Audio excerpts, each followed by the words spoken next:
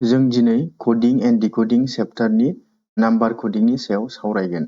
जोङो बे कुइसनखौ साननायनि सिगां एलफाबेटनि प्लेस भेलुखौ मिथिग्रोनांगोन। बिनि थाखायनो जोङो एलफाबेटनि प्लेस भेलुफोरखौ नायनानै लाग्रोनि। बे स्लाइडआव एलफाबेटजों लोगोसे बेनि प्लेस भेलुफोरखौ लिरनाय दङ। बेहाय आङो ए आरो जेड खौ सिदा लिरनायनि जाहोनानो जाहैबाय मा ए आरो जेड आ गावजों गाव अपोजिट जायो। थिग बेबायदिनो बी आरो वाइ आ गावजों गाव अपोजिट। बेहाय जेसेबां आं लेटार्सफोरखौ लिरदों गावजों गाव सिदा गोनांफोरा बिसोर मा गावजों गाव अपोजिट जोब। क्लियार? जोङो नाम्बार कडिंनि कुइसनफोरखौ खालामनो थाखाय जोङो बे प्लेस भेलुफोरखौ मिथिनांगोन। दानिया जोङो कुइसनखौ खालामसै। होनबा जोङो बेबायदि कुइसनखौ खालामनोबा फार्स्ट स्टेपआनो जोंना मा जागोन? फार्स्टआव जोङो मा एलफाबेट होनाय दं जों बेनि प्लेस भेलुखौ लिरनानै लाग्रोनांगौ। बेहाय मा जि दङ। जिनि प्लेस भेलुआ मा जायो? 7। बेनि उनाव मा दं? इ दं। इनि प्लेस भेलुआ मा? 5। बेनि उनाव एन दङ।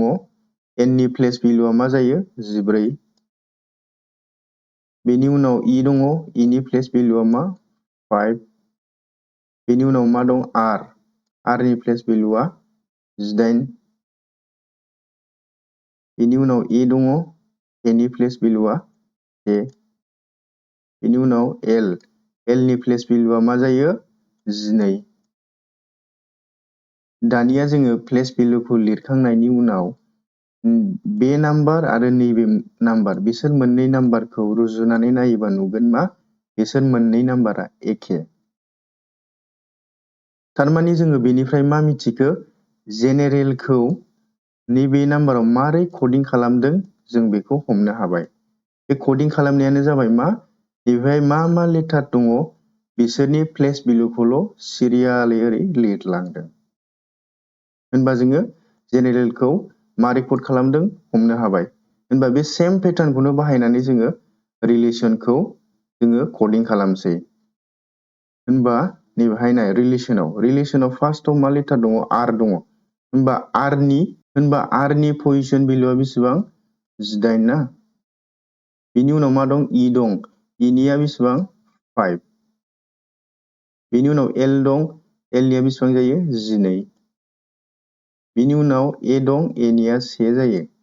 बेनि उनाव टिनिया मा जायो? 20। बेनि उनाव मा दङ?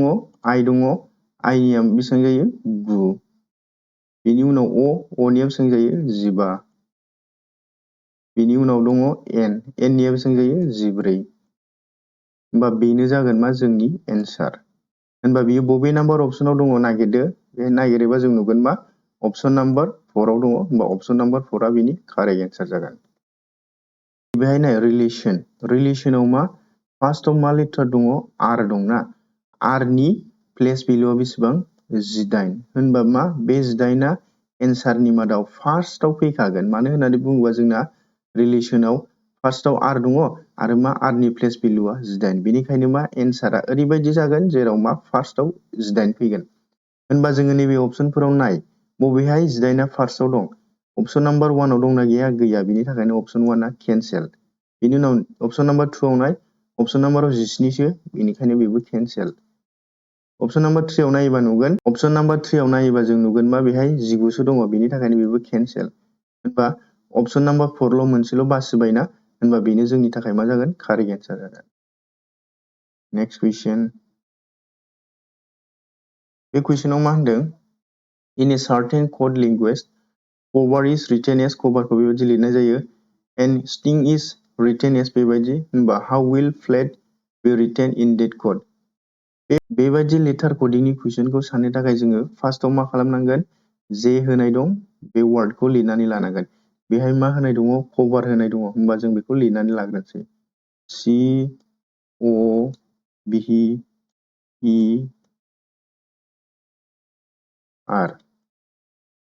बेनि उनाव कभारखौ मारै लिरदों? 18 बेनि उनाव 5 5 2 2 1 5 3 बेबायदि लिरदोंना 3 मोजां जासिगोन 3 बेबायदि लिरदोंना होमबा जोङो जोंनि नेक्स्ट स्टेपआ मा जागोन जोङो नैबे एल्फाबेटफोरनि प्लेस भेलुखौ गोजौआव लिरनानै लानोसै C नि प्लेस भेलुआ बेसेबां जायो 3 जायो बेनि उनाव मा दङ O दङ O नि प्लेस भेलुआ बेसेबां जागोन 15 बेनि उनाव B दङ B नि प्लेस भेलुआ 22 बेनि उनाव E दङ E नि प्लेस भेलुआ 5 बेनि उनाव R दं R नि प्लेस भेलुआ 18 दानिया जोङो प्लेस भेलुखौ लिरखांनायनि उनाव मोजाङै नायोबा नुनो मोनगोन नैबेहाय C नि प्लेस भेलुआ बेसेबां 3 ना होनबा नाय नैबेहायबो लास्टआव 3 दङ होनबा मा जागोन बे 3 खौ नैबेहाय लास्टआव बे 3 खौ मा लास्टआव नैबेहाय ओरै लिरफैदों बुजिदों बेनि उनाव नाय नैबेहाय O नि प्लेस भेलुआ बेसेबां मा 15 होमबा बे 15 खौ लास्ट सेकेन्डआव लिरफैदों बेहाय बुजिदों बेनि उनाव B नि प्लेस भेलुआ बेसेबां 22 बे 22 खौ मा सिदा लिरदों बेनि उनाव नाय E दं E नि प्लेस भेलुआ 5 खौ माहाय लिरफैदों नै बेहाय लिरफैदों बिदि बेनि उनाव लास्टआव मा दङ R नि प्लेस भेलुआ 18 खौ नैबे लास्टआव आगसि लास्टआव लिरफैदों बे होनबा जोङो प्लेस भेलुनि हेफाजाबजों कभारनि कडिंखौ हमनो हाबाय कडिंआ मारै जादों बे कभारनि फार्स्ट C नि जा प्लेस भेलु बेखौ लास्टआव नैबेहाय आगदा जोबनायाव लिरफैदों बेनि उनाव O दङ O नि प्लेस भेलु 15 खौ नैबेहाय लिरफैदों लास्ट सेकेन्डआव लिरफैदों बेनि उनाव V खौ सिदा लिरदों बेनि उनाव नैबे E निखौ नैबेहाय लिरफैदोंना आं दा खोनायाव बेनि उनाव लास्टनि 18 खौ आगसि जोबनाय नैबेहाय लिरफैदों बुजिदों होनबा जों कडिंखौ हमनो हाबाय होनबा बे होनबा जोङो बेनि पेटार्नखौ हमनो हाबाय दानिया बे सेम पेटार्नखौनो स्ट्रिंनि खेथ्रआव बाहायदोंना बाहायाखै जों बेखौ नायनोसै होनबा आं बेखौ नैबेहाय लिरना लानोसै S C I N K होनबा स्ट्रिंखौ मारै लिरदों 1 मोनथाम मोनसे मोननै मोनथाम बेनि उनाव 4 बेनि उनाव 9 9 नि उनाव 2019 2019 मा होनाय दं जों बेखौ लिरना लाबाय दानिया जोंना सेकेन्ड खामानिया मा प्लेस भेलु लिरनांगौ होनबा जों बेहाय प्लेस भेलुखौ लिरसै S नि प्लेस भेलुआ बेसेबां जायो 19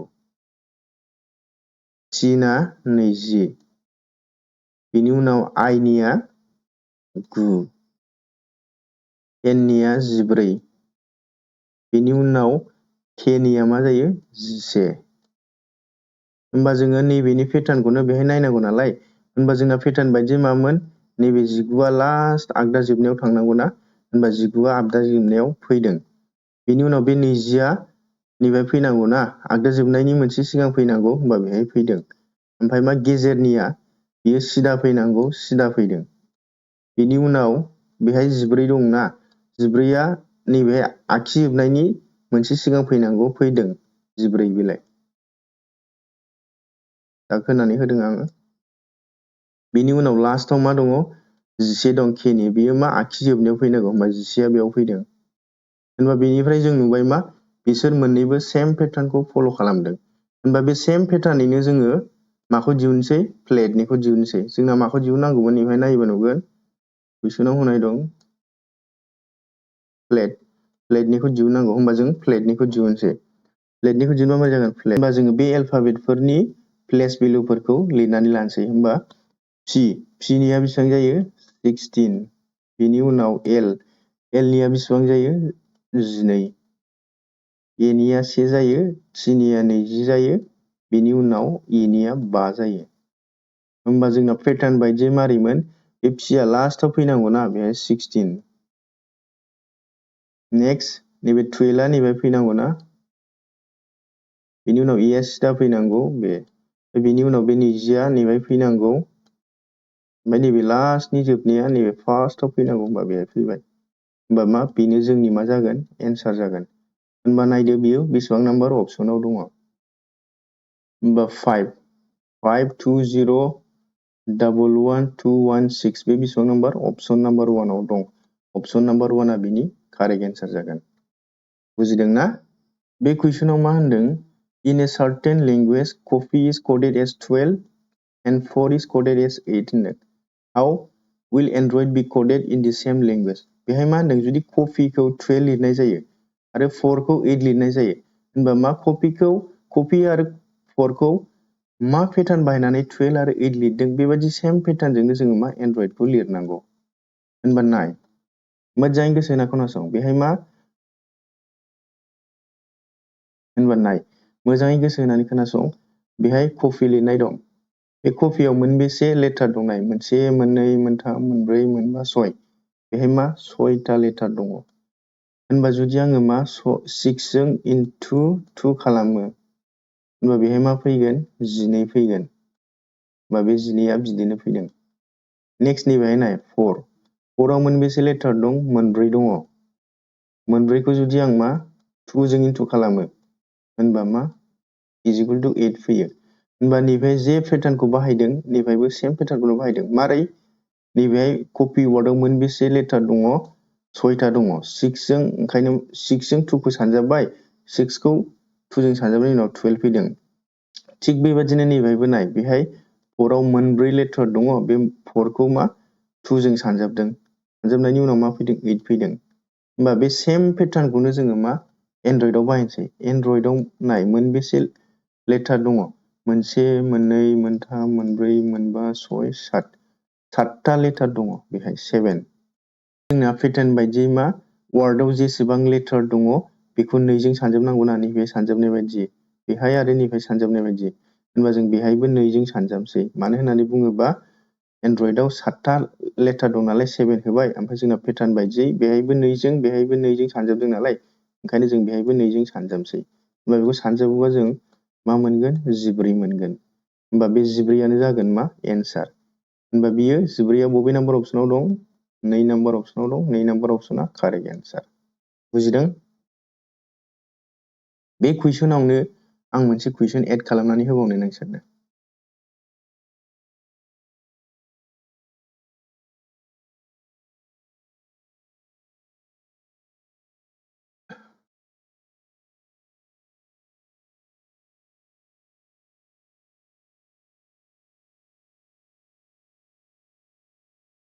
जुदि बे एखे कुइसनावनो नैबेहाय 12नि जायगायाव 12खौ खोमोरनानै जुदि बेहाय 12खौ खोमोरनानै जुदि बेहाय जुदि 36 लिरोमोन, बेनि उनाव नैबे 8खौ खोमोरनानै जुदि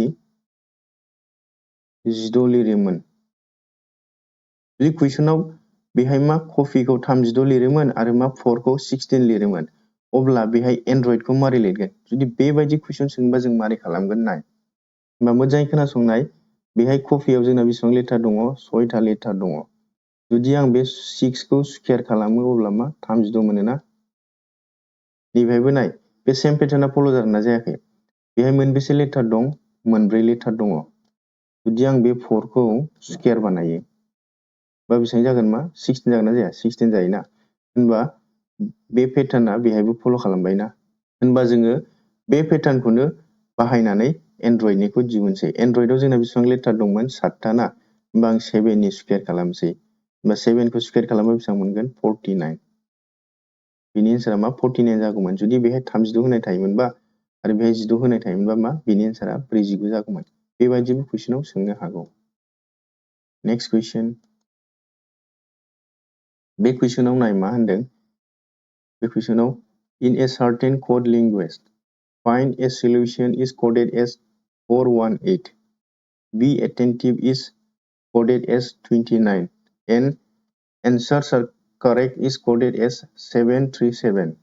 How will check the question be coded in that language. बे कुइसनाव मा होनदों, जुदि फाइन्ड ए सल्युशनखौ बिदि लिरनाय जायो, बी एटेन्टिभखौ बेबादि लिरनाय जायो, आरो मा एन्सार्स आर कारेक्टखौ जुदि बेबादि लिरनाय जायो, अब्ला चेक द कुइसनखौ मारै लिरगोन, माने नैबे फाइन्ड ए सल्युशनखौ नैबेहाय मा ट्रिक बाहायनानै एबा मा पेटार्न बाहायनानै बेबादि लिरदों, आरो मा बी एटेन्टिभखौ मा पेटार्न बाहायनानै नैबे 20खौ लिरदों, आरो एन्सार्स आर कारेक्ट बेखौ मा पेटार्न बाहायनानै बेहाय लिरदों, थिग बेबायदि सेम पेटार्नजोंनो जोङो नैबे चेक द कुइसनखौ लिरनांगौ।